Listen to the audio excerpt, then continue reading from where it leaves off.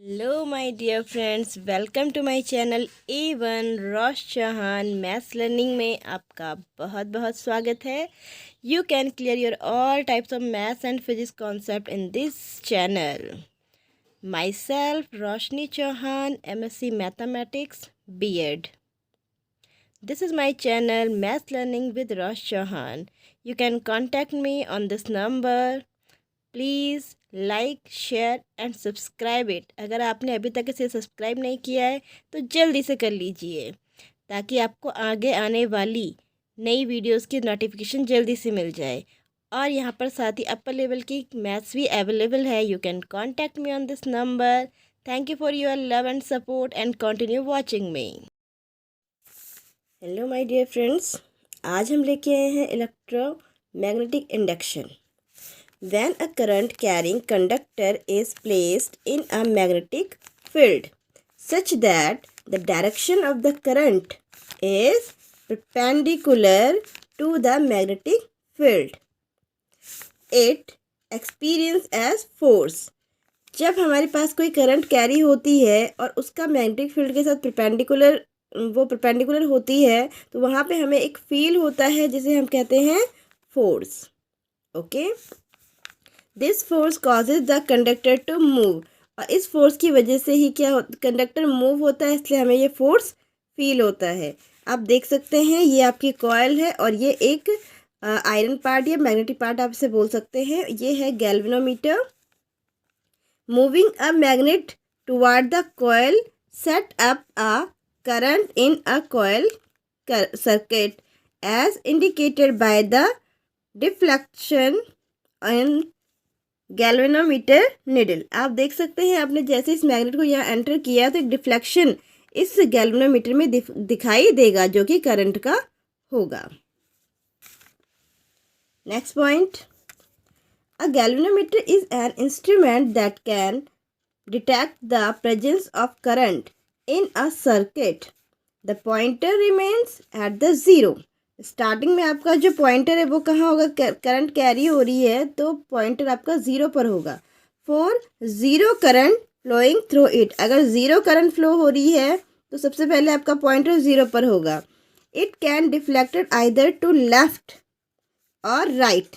अब वो डिफ्लेक्ट जब आप इसमें करंट फ्लो करोगे या मैग्नेटिक पार्ट को उसके अंदर लेके जाओगे तो या तो वो लेफ्ट की साइड मूव करेगी या तो right.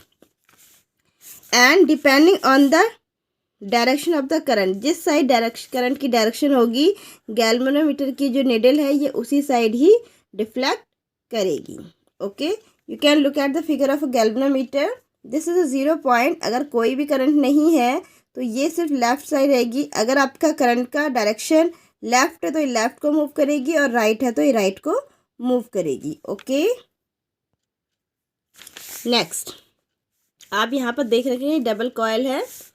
Current is induced in coil 2 when current in coil 1 is change. अगर आप कॉइल 1 में करंट को चेंज करोगे तो कॉइल 2 में भी चेंजेस मिलेंगे।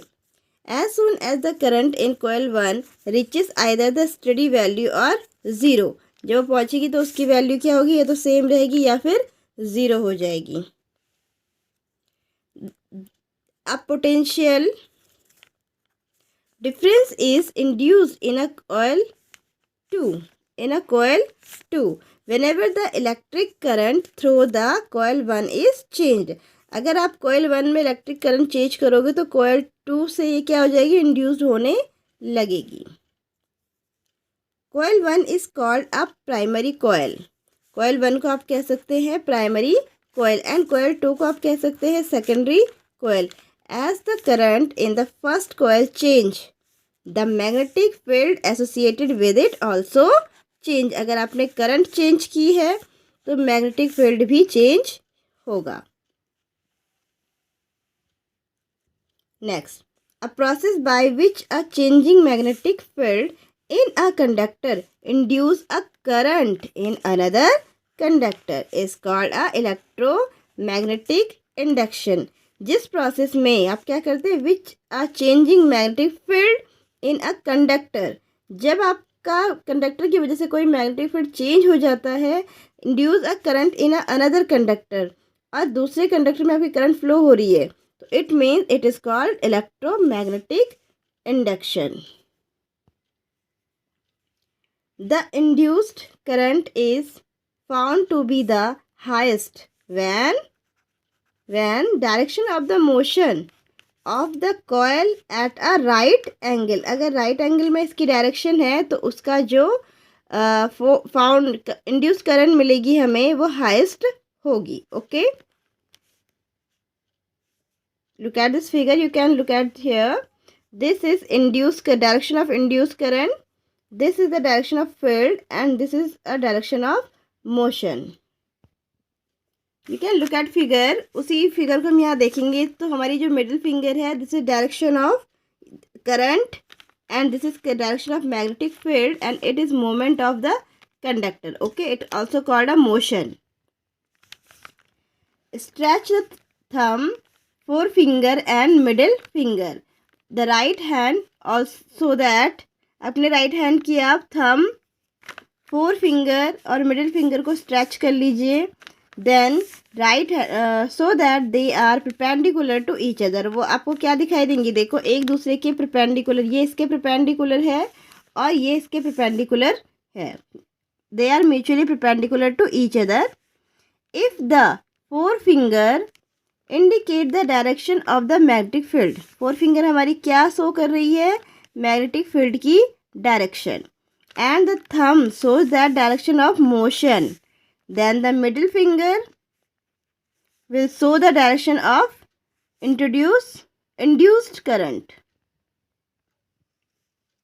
This simple rule is called a Fleming's right hand rule. इसे हम कह सकते हैं Fleming right hand rule.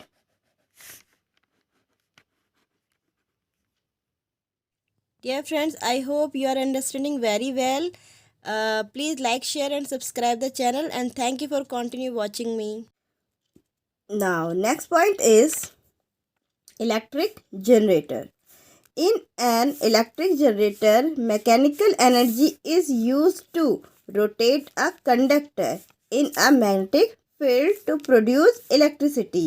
Electric generator में मैकेनिकल एनर्जी का यूज़ किया जाता है कंडक्टर को रोटेट करने के लिए, और मैग्नेटिक फील्ड क्या प्रोड्यूस करता है, उसके बाद इलेक्ट्रिसिटी प्रोड्यूस करता है.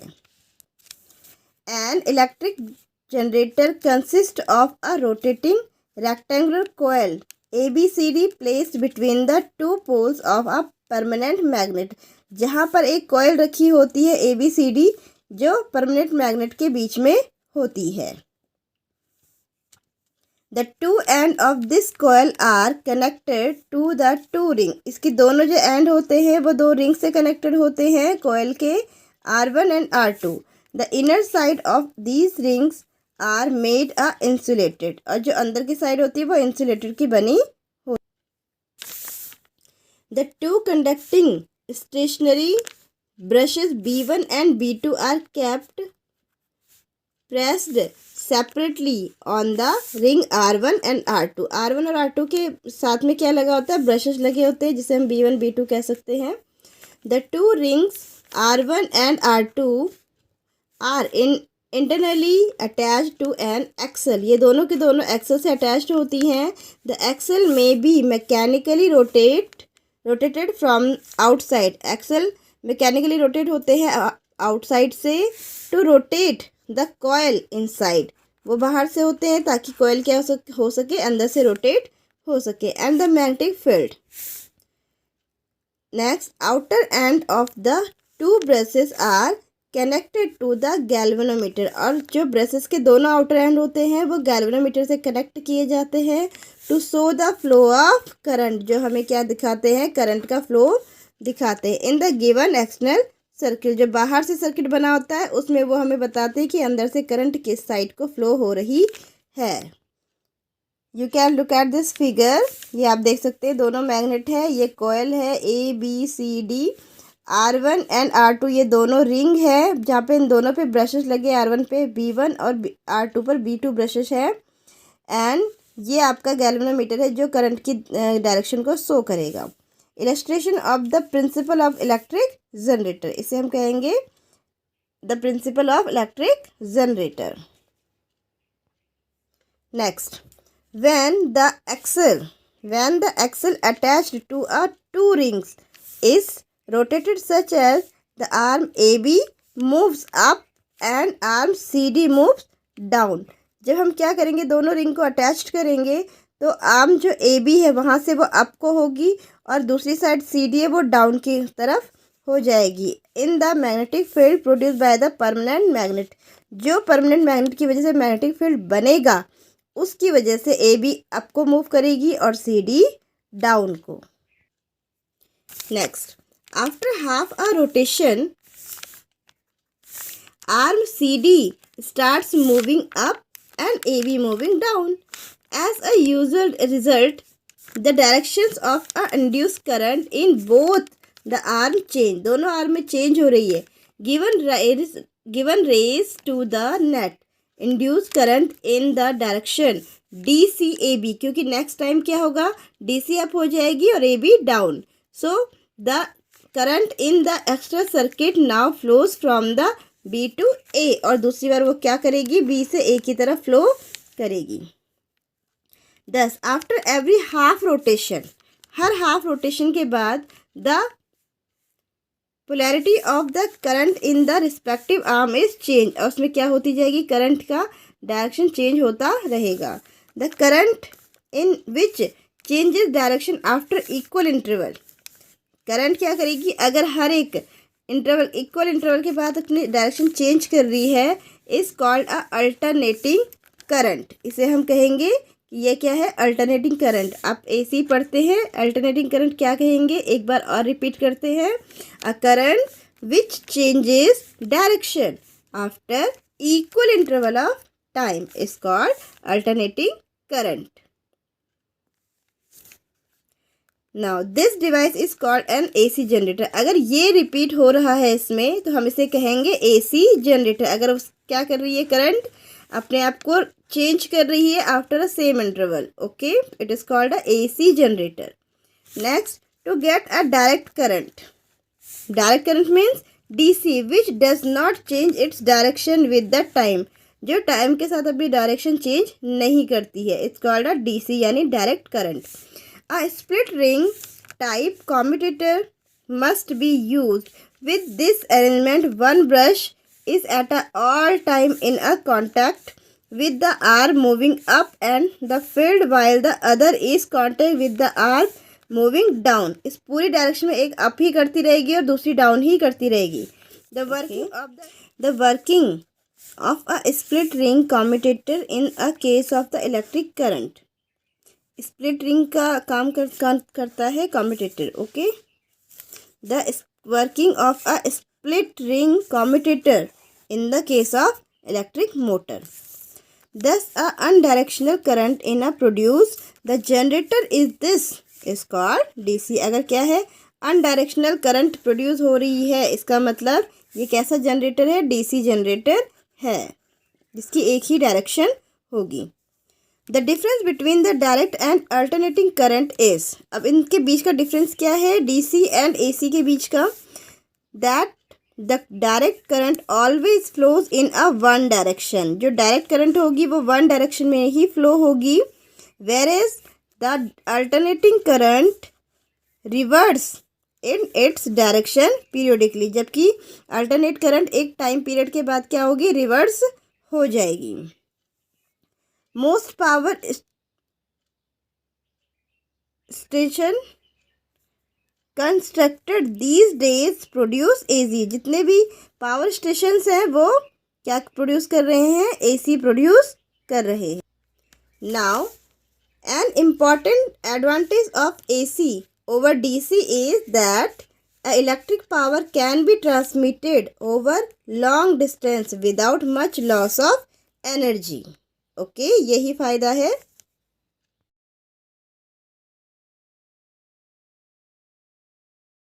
Now the next point is domestic electric circuit.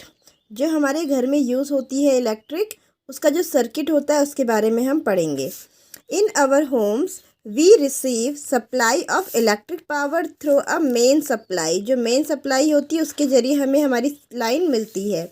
Either supported through overhead electric poles और बाय अ अंडरग्राउंड केबल्स। आपने पोल देखे होंगे, वहाँ तक वो मेन लाइन्स आती है, उसके बाद हम वहाँ से कनेक्शन लेके अपने घर तक इलेक्ट्रिसिटी को लेकर आते हैं। One of the wires in this supply usually with red insulation cover. आपने देखी होगी कि वायर रेड इंसुलेशन कवर में रहती है।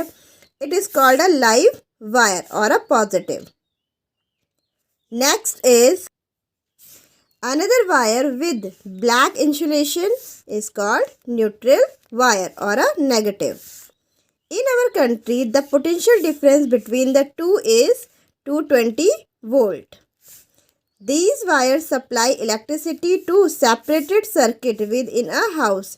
ये जो वायर्स होती है ये डिफरेंट सर्किट बनाई जाती है हमारे घरों में। Often two separate circuits are used, one of 15 ampere current rating for the appliances with higher power rating such as geyser, air cooler, etc.